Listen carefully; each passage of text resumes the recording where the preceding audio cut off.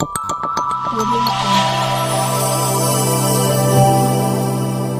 Jungle. Assalamu alaikum wa rahmatullahi wa barakatuh.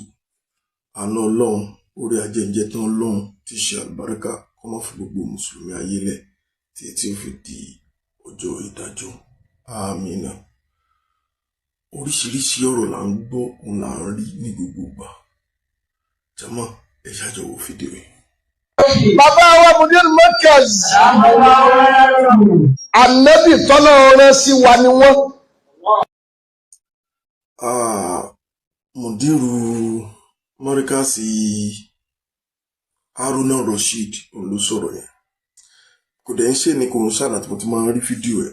A kàn máa pariwo bí ẹni tájá gèjè. Tí ó bá wá sọ̀rọ̀ náà, ọ̀rọ̀ tí ó sọ kò ní bálàkà ẹ̀. Tó bá ti takòtò Ọlọ́run tó takòtò ànábì rẹ̀ tó bẹ̀rù nítorí pé ó fẹ́ púfù pò nífẹ̀ẹ́ nìkan, a ní bẹ̀rù láti rí ẹfin láti láàrí ẹ̀. O ò ní làákàyè lórí ìwọ wa tó sọ̀rọ̀. O ní Mudiru Markaz, ẹ̀yin lẹ fẹ́ bá ti bàbá yẹn jẹ́ sẹ́, wàláhì ẹ̀yin lẹ fẹ́ bá ti bàbá yẹn jẹ́, ṣùgbọ́n Ọlọ́run ò ní fún yín sí. Ẹ ń pe àpèmọ́ra ìfẹ́ tẹ́ ní sí bàbá yẹn láti fi ta ọjà tiyín ni o. Kì í ṣe pé fẹ́ràn bàbá náà dénú o. Ọ̀tọ̀ náà ní tẹ́ ń sọ lẹ́yìn o. Láti fi máa ta ọjà tiyín káwọn èèyàn máa lè máa patronize yín pé alhamdulillah olólùfẹ́ Markaz lákòókò ni wọn. Gbọ́n tó sọ, ó wá tiẹ̀ bẹ̀rù ìyá Ọlọ́run. Mudiru ń ṣe ànábì, ìkànnù yín náà wèrè ìkànnù yín jò ní. Ó ní tó bá ń dárúkọ ní tiẹ̀ mọ̀ bóyá bọ̀bọ̀ tó búra tán yẹn tó dàbí alùjọ̀nú yẹn, Mubarak àbí kí ló kọ rẹ̀.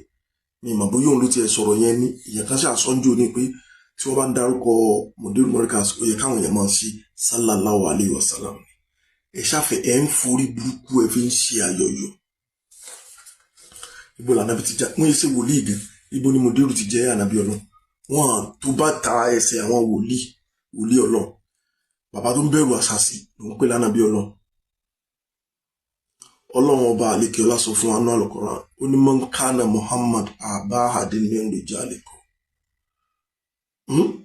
Walakin Rasulullah wa khataman nabiyyin. Ọlọ́run ní àná Muhammad kìí sí bá bẹ́ẹ̀ nìkan kan nù yín, kìí sí bá bẹ́ẹ̀ nìkan kan nù yín. Walakin Rasulullah, àmọ́ ó jẹ́ òjíṣẹ́ àwọn Ọlọ́run, wa khataman nabiyyin. Ó sì jẹ́ òpin gbogbo àwọn ànábì bí ò ní wáyé lẹ́yìn ẹ̀ mọ́. Inú òsì ọ̀rọ̀ tó ń sọ náà, ó tún sọ lọ síwájú tó ní ilẹ̀kùn rìsálà ó sílẹ̀ títà yóò fi parí. Ta ló máa ń sọ̀sọ̀kúsọ fún yín? Ẹ̀dẹ̀ mọ́ o, ẹ̀kan ṣe bí ẹ̀ ń pẹ́ mọ́ ni o. Ànábì lọ́lọ́run máa ń kọ́kọ́ sọ̀yàn di kó tó di pé Ọlọ́run wà kí rìsálà tó wá di kó tó di pé Ọlọ́run wà ara yàn ṣe nùbúwà ní máa ń pilẹ̀ rìsálà. Ní làákàyè lórí ẹ̀ sì máa pe àpèmọ́ra pẹ́yìn lẹ́mọ́ kí ó jù.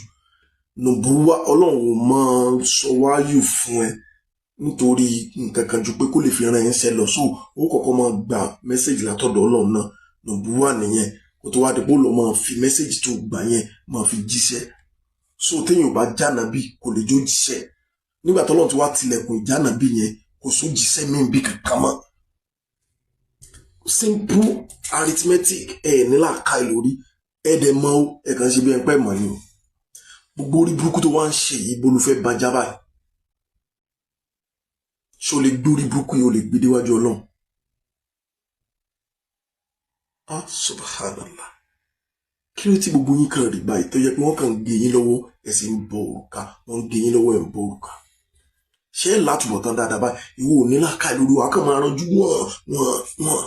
Bẹ́ẹ̀ náà ló sọ́njọ́ ni pé ẹni tí ń bá àwọn èèyàn nù ni pé ṣé kádàmù lo gbogbo àwọn èèyàn mọ́gbà lánàá.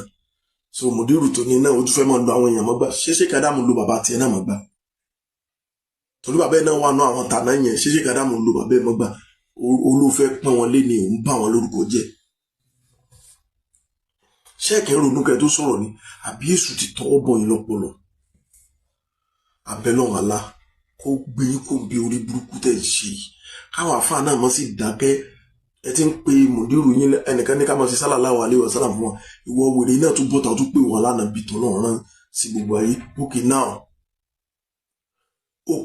ẹ ti fẹ́ graduate débi pé kẹ́ máa pè wọ́n lọ́lọ́run kẹ́ máa tọrọ ọmọ lọ́wọ́ wọn kẹ́ máa tọrọ owó lọ́wọ́ wọn ọlọ́run là yín bẹ́ẹ̀ o àbẹ̀ náà fún yín ọlọ́run là yín bẹ́ẹ̀ kẹ́ má bàbá ikú ọlọ́run wọlé àjọ kan ṣoṣo ẹ̀ yóò tún yín ṣe yóò sì tán wa náà ṣe wala hawla wala quwwata illa billah.